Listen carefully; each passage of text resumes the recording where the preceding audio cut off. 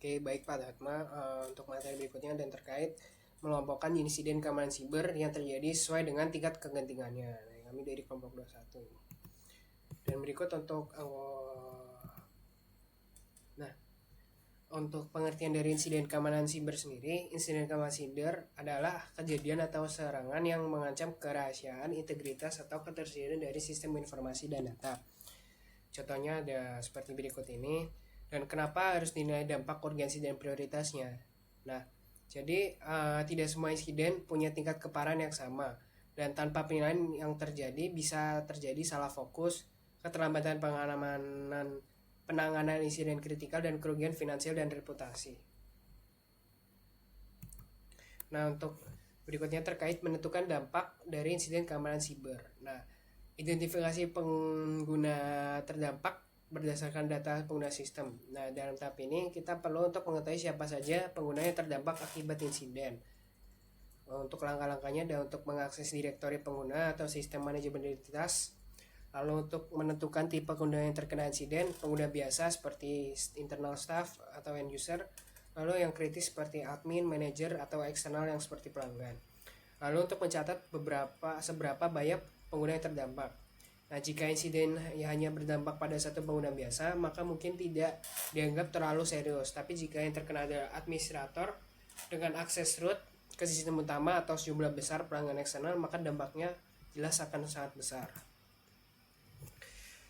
Berikutnya terkait identifikasi aset TI terdampak berdasarkan katalog layanannya. Nah, selanjutnya kita harus mengetahui aset teknologi informasi mana yang terdampak. Langkah-langkahnya ada untuk melihat sistem atau layanan TI yang terganggu, membandingkan dengan katalog layanan TI organisasi, lalu menentukan apakah yang terdampak merupakan sistem kritikal seperti server produksi, database pelanggan, atau yang non-kritikal seperti sistem pengujian atau layanan internal. Lalu yang berikutnya ada menetapkan nilai dampak berdasarkan hasil identifikasi. Setelah mengetahui siapa dan apa yang terdampak, ini saatnya untuk menentukan tingkat dampak berdasarkan informasi tersebut. Langkah-langkahnya untuk menyusun matriks atau skala penilaian dampak, misal tinggi, rendah, atau sedang.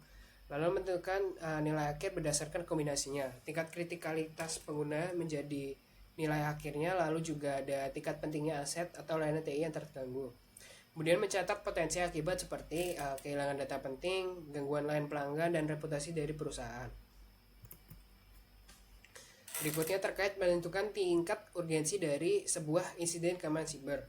Yang pertama ada identifikasi layanan terdampak berdasarkan acuan organisasi. Untuk menilai urgensinya, kita perlu tahu apakah layanan yang terganggu merupakan layanan yang bersifat mendesak untuk dipulihkan. Seperti kita harus melihat layanan yang terdampak dari laporan insiden, lalu mencocokkan layanan tersebut dengan dokumen acuan organisasi. Dan yang ketiga ada menentukan apakah layanan itu termasuk seperti layanan esensial ya atau layanan yang harus aktif, dan layanan pendukung yang bisa ditunda.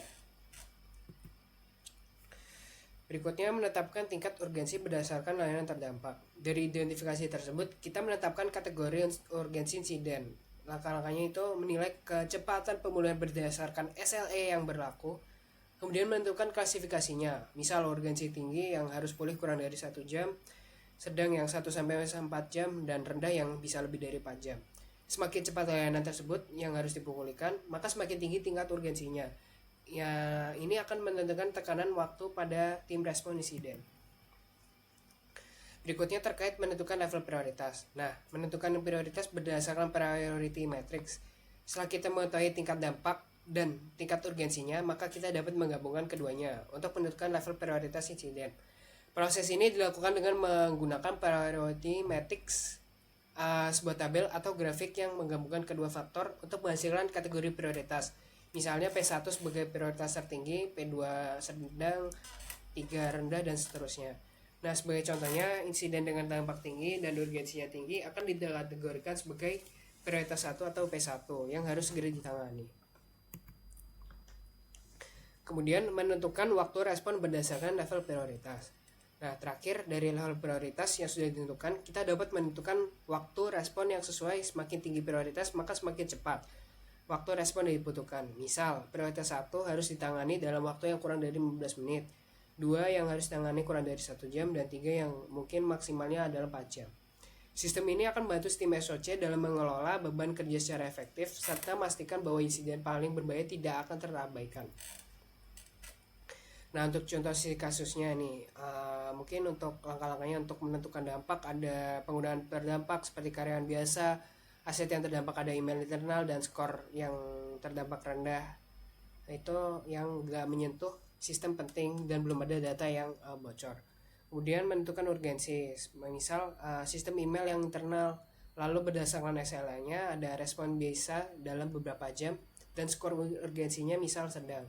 Kemudian langkah ketiga untuk menentukan prioritas, seperti dampak rendah plus urgensi sedang itu dikategorikan P3. Lalu untuk waktu respon itu kalau bisa maksimal 8 jam. Nah, tim SOC sendiri harus bertindak tapi tidak perlu langsung menghentikan seluruh operasional. Cukup dengan edukasi pengguna, analisa header email, dan perbaikan filter spam. Oke, mungkin sekian dari saya dan terima kasih.